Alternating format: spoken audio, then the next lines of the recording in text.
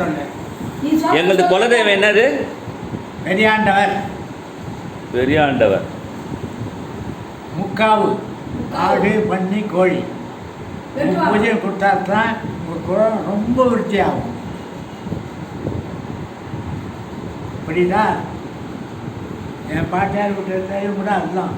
உங்கள் பாட்டியாத்து? எங்கள் பாட்டியார் விட்டு தெய்வம் கூட குலதெய்வம் அதுதான். எங்கள் பாட்டியார் வீடு. உங்கள் பாட்டியார்னா எப்படி அது சொல்ல? அது அது எப்படி பாத்தியம்? எங்கள் அம்மாவுக்கு அம்மா அப்பா வீடு. உங்கள் அம்மாவுக்கு அம்மா அப்பா வீடு. உங்கள் அம்மாவுக்கு அப்பா. உங்கள் அம்மாவுக்கு அப்பா யார்? அது அம்பலூர். அவங்க அம்பலூர். அது எங்கே இருக்குது? வாணியம்பாடிக்காரனா இந்த 3வது மைலில். இப்போ அவரும் இப்போ பெரியாண்டவர். எங்கள் பெரியசாமி தாத்தாவும் பெரியாண்டவர் தான். பெரியாண்டவர்.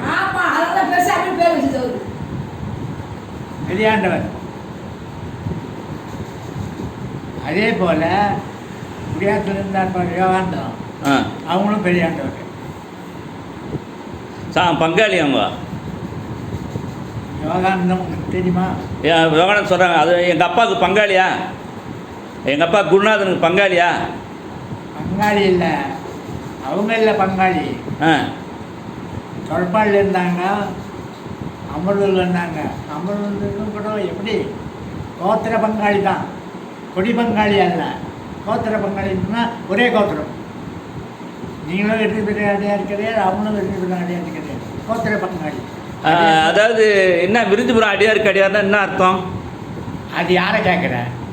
எனக்கு தெரியாத உங்களுக்கு கேட்குறேன் மாமா. வந்தது நான் சொன்னேன். எனக்கும் தெரியாது, பழக்கத்தில் வந்து பிரம்ம வம்சம் விருந்துபுரம் அடியார் பெரியாண்டவர் கோத்திரமா? பிரம்ம வம்சம் விருந்துபுரம் அடியார் பெரியாண்டவர் சாமி. அது எப்படி சொல்கிறது? அதை பெரியாண்டவர்னா பெரியாண்டவருக்கு கும்பிடுறது எப்படின்னு கேட்டால், ஆடு பன்னி கோழி முக்காவு கொடுத்தா தான் அது பெரியாண்டவருக்கு ஏற்படி ஆகும். மற்றதெல்லாம் ஏற்படி ஆகாது. எங்கள் எனக்கு பெரியாண்டனுக்கு அவன் கால் குத்தும் போது செய்திருப்பாங்க. அது பிறகு என்ன செய்யறதுக்கு ஆள் இல்லை. எங்கள் தாய் இல்லை பெரியாண்டவர் இங்கே ரெடில்ஸ் பக்கம் இருக்குதாமே? ரெடில்ஸ் பக்கம் பெரியாண்டவர் கோயிலுக்கு தாமே? எங்கே இருக்குதுன்னு எனக்கும் தெரியாது கோயில் எங்கே இருக்குதுன்ட்டு. எங்களுக்கு குலதெய்வம் என் பேர் கொண்ட சாமி லத்தடி பக்கத்தில் இருக்குது கோயில். இப்போ எங்கள் குலதெய்வம் பெரியாண்டவர் நிச்சயம். ஏம்பா எனக்கு எப்படி இதெல்லாம் தெரியும்னு கேட்குறியா? சொல்லுங்க. அது சொல்லுங்க. எங்கள் பாட்டியார் வீடும் அதே தான். எங்கள் பாட்டியார் வீடும் அதே கோத்திரம் பெரியாண்டவர். எங்கள் தாய் மாமனுக்கு ஒருத்தருக்கு தான் செய்தாங்க. நான் எவ்வளோ வயசு பையன்? 12 வயசு பையன். அவங்க செய்ய மாமா இப்போ உங்களுக்கு வயசு என்ன மாமா? இப்போ 88. 88. நீங்கள் ஒருத்தருக்கு தான் எனக்கு இப்போ உங்கள் மூலம் தான் எனக்கு தெரியுது. எங்கள் அப்பா சொல்லலை, எங்கள் தாத்தா சொல்லலை. ஏன் சொல்லலை? அந்த பன்னிக்கறியாக சொல்லியா?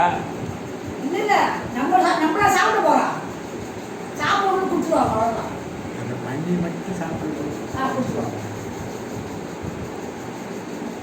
3 பலி போகிற அளவுக்கு பணம் வசதியெல்லாம் இருந்ததா? 3 பலி போகிற அளவுக்கு நம்மகிட்ட வசதிகள் இருந்தது அந்த காலத்தில். அந்த காலத்தில் துட்டு எதுவா ஜாஸ்தி. 2 ரூபா விட்டா ஆடு வரும். 2 ரூபா விட்டா ஆடு கிடைக்கும். அப்போ 2 ரூபா விட்டா ஆடு கிடைக்கும்.